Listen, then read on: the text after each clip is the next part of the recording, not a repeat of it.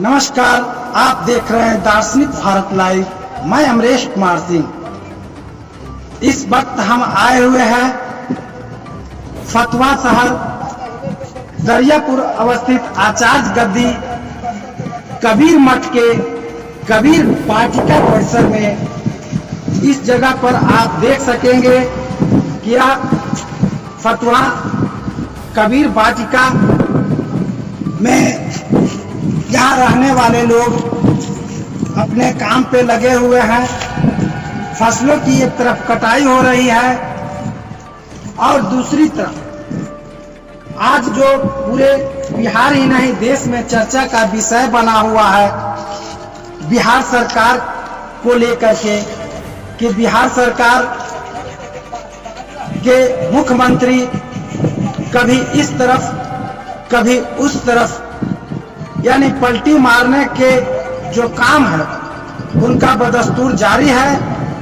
और इस पलटी के दौरान नए सरकार की गठन 12 फरवरी को उन्हें बहुमत सिद्ध करना होगा।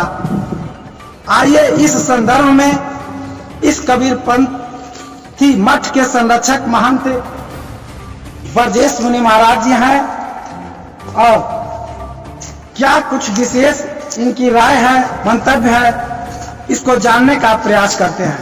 महाराज जी, हम आपसे जानना चाहेंगे कि बिहार सरकार में जो उथल पुथल है, तो अभी जो हमारे मुख्यमंत्री नीतीश कुमार जी कभी इस तरफ कभी उस तरफ, एक तरह से सत्ता जो है बीच भंवर में डगमगाता है और इसका संतुलन भी बनाते हैं, मांझी भी बनते हैं, मझधार भी बनते हैं। तो आपके नजर में क्या है, क्या इनका सरकार इस बार सफल हो पाएगा?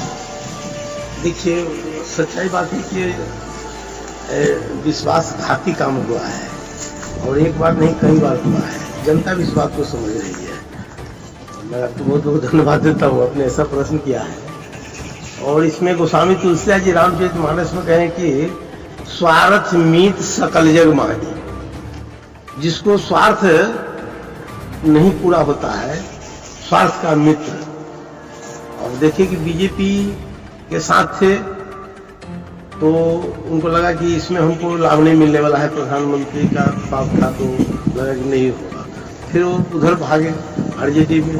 वहाँ भी जब खुद इन्होंने ही सभी पूरे देश के जो भी हर राज्य के मुख्यमंत्री को उन्होंने बुलवाया है और वहाँ पर मीटिंग किया गया कि सभी दल के लोग, मायावती हो, मुलायम हो या ममता बनर्जी हो, बिजू पटनायक हो या महाराष्ट्र का सिंधे, जो भी सबको उन्होंने बुलाया, केजरीवाल वगैरह सबको, कि एक साथ मिलकर एक गुट होकर लड़ेंगे तो बीजेपी के सामना कर सकते हैं। तो प्रधानमंत्री का ख्वाब देखे, लेकिन प्रधानमंत्री वो कोई दूसरे खगड़े जी है उनको लोगों ने मान लिया।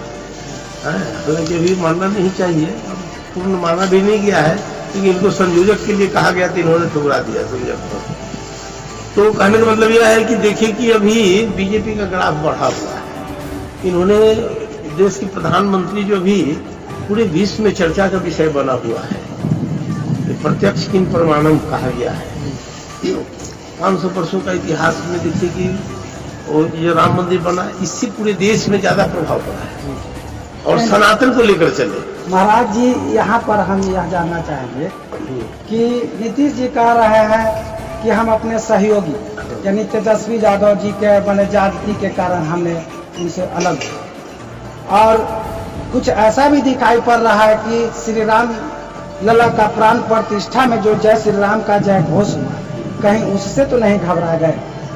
देखिए, वो तो एक प्रभाव पड़ गया है पूरे देश में, जो पूरे मानव समाज को सूत्र में बांधने का काम किया है तो नरेंद्र मोदी जी ने किया है। तो सनातन तो अनादि है, लेकिन इसको उजागर किया। जैसे योग तो पता नहीं कब का थे योग, लेकिन रामदेव जी के द्वारा कितना चर्चा का विषय बन गया पूरे देश दुनिया में। योग सुबह उठकर लोग हर कोई करता है।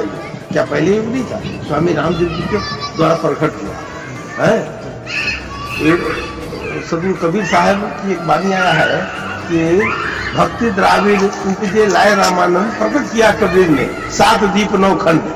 उसी प्रकार नरेंद्र मोदी का ऐसा चेहरा आया कि उनको प्रभाव इतना तगड़ा बना है पूरे देश में कि अब देखिए दिन प्रतिदिन ज्यादा लोगों में झुकाव हो रहा है, लगाव हो रहा है और अमन चैन है सब जगह। तो यूपी में देखिए दंगा पहले हमेशा होता था, चाहे मुलायम जी का सरकार हो चाहे मायावती का दंगा हमेशा होता था। अब कोई दंगा नहीं होता, शांति अमन चैन इसलिए नहीं चाह रहा है कि नहीं इसलिए सरकार चाहिए, क्योंकि वो लोग भी नहीं चाहता है, कौन चाहेगा कि हमारा 500 अमन चैन कमाल का हर कोई चाहता है। और यहाँ भी बिहार की बात है तो देखिए बीच में भी नीतीश कुमार जी छोड़े एक बार नहीं कई बार छोड़े। कल भी उन्होंने प्रधानमंत्री से मिला, बोला कि मैं 95 साल के साथ था, बीच में 2 बार इधर उधर चल गया, नहीं अब नहीं जाएंगे, ऐसा कोई बात नहीं है, फेल जाएंगे वो। पिछले बार साथ में मिले थे कि 39 सीट लाए थे लोकसभा में, 40 में शायद किशनगंज है जो नहीं जीत पाए, तो 39 को लाए, उसमें 16 को इनका भी आ गया। आगे तो संगति का दोष होता है ना, श्रेष्ठ संगति करने से कमेटी को उसका प्रभाव है। तो बात तो सत्य है, लोकसभा भी आया हुआ है, सबका लोक निगाह अभी केंद्र पर है, राज्य का चुनाव नहीं है, केंद्र का है। और नरेंद्र मोदी भी यही सोच रहे हैं कि हमारा 40 सीट बिहार में है, हमारा सीट कम से कम 30-35 आना चाहिए। आ भी सकता है, 39 पिछले बार आया, क्यों नहीं आएगा, अच्छा काम कर रहे हैं, हर कोई अमन चैन चाह रहा है। नीतीश कुमार जी भी थोड़ा विश्वास खो चुके हैं, आदमी गलत नहीं है, आदमी सही है वो, लेकिन थोड़ा पलटी मारने से ज्यादा बदनामी हुआ उनका, लेकिन बेदाग आदमी है, उनमें कोई दाग नहीं है। तो बीजेपी में आए हैं, तो आने वाला समय में मैं चाहूंगा कि उनको बढ़िया कोई राज्यपाल बनावे, उपराष्ट्रपति बनावे, राष्ट्रपति बना देवे बीजेपी, लेकिन अभी से विश्वास न खोए, हम लोग सजेस्ट देंगे। और 2012 का जो भी अभी जो 12 तारीख को जो है, तो अभी स्थिति बहुत गंभीर, जैसा कि विपक्ष के लोगों को कह रहे हैं कि खेला शुरू होगा, अब शुरू होगा। कहीं मांझी जी है ना, अभी उनका लड़का का मंत्री मिल गया है, कह दे एक और हमको चाहिए, क्यों? आरजेडी की ओर से इशारा है कि हम 2 को देंगे आपका मंत्री, आप आइए मेरे साथ। लेकिन आने के बाद भी उनका नहीं पूरा हो रहा है, आरजेडी का उनको कम रहा है। तो 8 विधायक जब तक टूटेगा नहीं, जब तक होगा नहीं। महाराष्ट्र में भी इसी तरह हुआ है, आजकल तो बिक्री भी हो जाता है, 10-10 को रुपया कहीं विधायक को दे देगा, बिक जाएगा।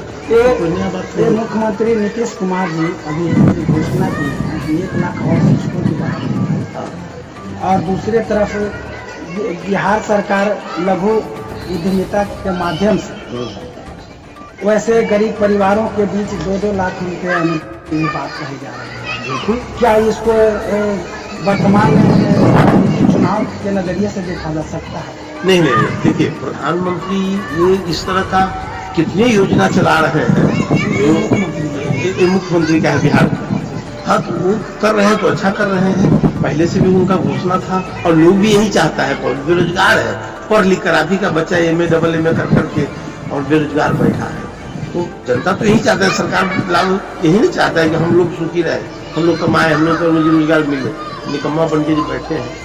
तो इसके लिए अच्छा नीतीश कुमार जी कर रहे हैं, और बहाली कर रहे हैं, वो भी अच्छा कर रहे हैं, प्रशासनिक टाइट करें थोड़ा प्रशासन में भी, और छोटी छोटी योजना जो है अभी मैं देख रहा हूँ, जीविका दीदी सबका बहुत बढ़िया लाभ मिल रहा है। मेरे यहाँ भी जीविका समूह का मैं ऑफिस दे रखा हूँ, बिहार सरकार हमको 16,000 की महीना देती है, उसके लिए एक हॉल दे रखा हूँ, 4 रूम दे रखा हूँ, और उसमें हजारों महिलाएं का समूह है और सब सुखी संपन्न है। देखिए दारूबंदी किए, अब इसको कौन इनकार करेगा, कितना बढ़िया इन्होंने काम किया।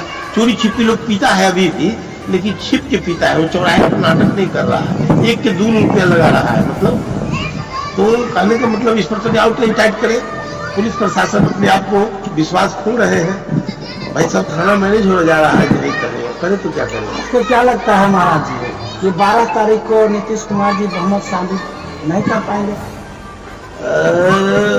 बहुमत साबित है, देखिए बहुमत साबित तो कर देंगे, लेकिन ये जो विधानसभा अध्यक्ष जो है उन पर थोड़ा जो है ये थोड़ा जिद बांधेंगे जरूर, उसका नियम है, थोड़ा जिद बांधेंगे, लेकिन जिद ज्यादा नहीं चलेगा। क्यों? वो सदन में राज्यपाल पहले संबोधन करेंगे, दोनों पार्टी का बैठक करेंगे, अपनी अपनी मतलब संबोधन करते हुए, और बहुत करेंगे तो वहाँ वोटिंग कराएंगे। जब बहुमत सिद्ध हो जाएगा पूर्ण रूप से नीतीश कुमार जी का, तो उनको छोड़ देना चाहिए, इसमें नाटक करना बेकार है? एक तो नाटक किया, डबल और नाटक न करे।